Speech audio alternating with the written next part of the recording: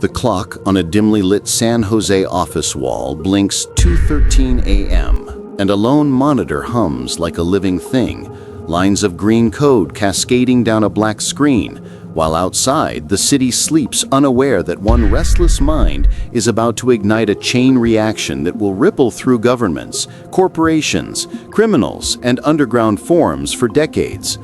John McAfee leans forward, eyes sharp, fingers moving with impatient precision, chasing not a product, but an idea, not a company, but a war. The invisible threat of a digital virus crawling silently across the newborn veins of the internet. And in that quiet room, something changes forever, because McAfee does not see menace, he sees opportunity. He names it, he brands it, he weaponizes it. And McAfee Associates is born not from caution, but from obsession. A man racing technology itself, selling fear while promising salvation, becoming a prophet of the machine age before most people even understood what a modem was. By 10 a.m., the world will know his name. By the end of the decade, his software will guard millions of computers like digital sentries, and McAfee will become impossibly rich, impossibly visible, a tech messiah who laughs at traditional power structures, who wears rebellion like a tailored suit, who buys not houses but fortresses, not cars but dominance. He doesn't just enter rooms, he detonates them with ideas, with ego, with a reckless magnetism that turns investors into believers and critics into background noise. But the higher he climbs, the louder the static becomes. And somewhere between boardroom applause and offshore bank accounts, the line between genius and chaos blurs until it's no longer visible even to him. Night falls somewhere along the Belizean coast, where the air smells of salt and gun oil, and McAfee walks through his compound like a sovereign who never asked permission to rule. Surveillance cameras sweep the jungle, armed guards nod silently, and dogs bark at shadows that may or may not exist. Locals whisper his name with a mixture of fear and fascination. A foreign king surrounded by rumors of money, women, secrecy, and danger.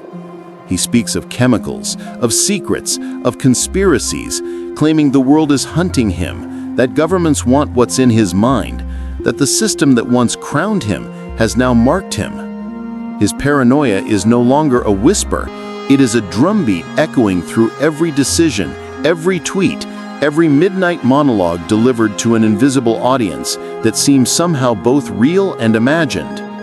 Then, one morning, the headlines detonate.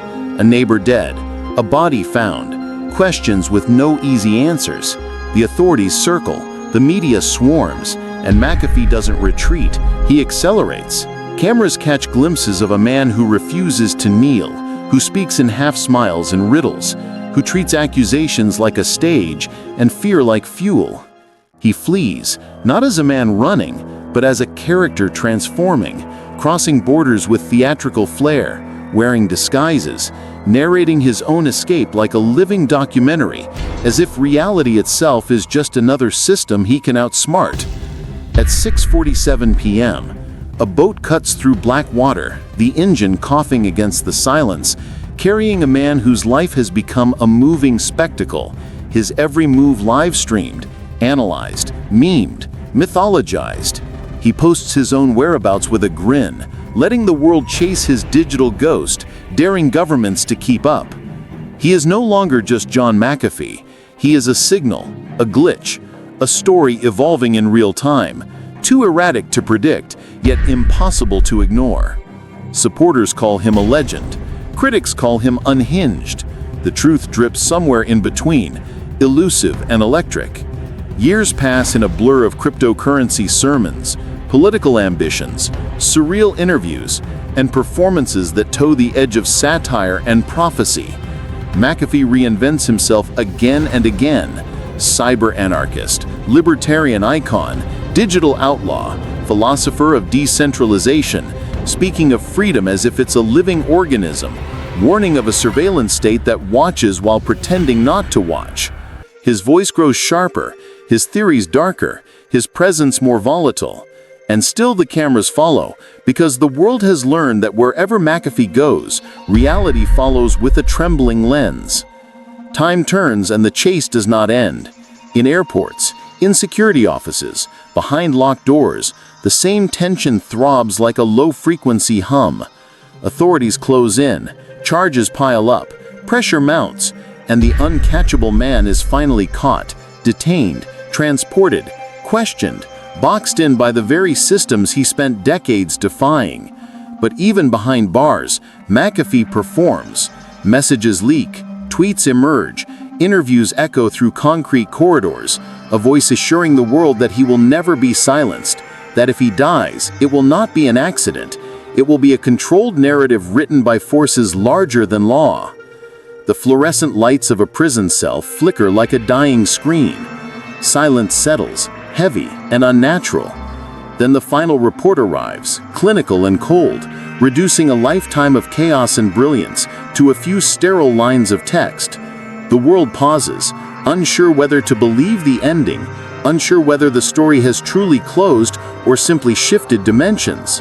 Conspiracy explodes like static across the internet, theories spiral, questions multiply, and his name trends once more, not as a brand, not as a fugitive, but as a legend suspended between myth and memory.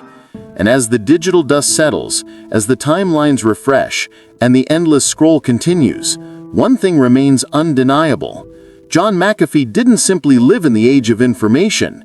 He rewired it with his fingerprints, his madness, his vision, his defiance.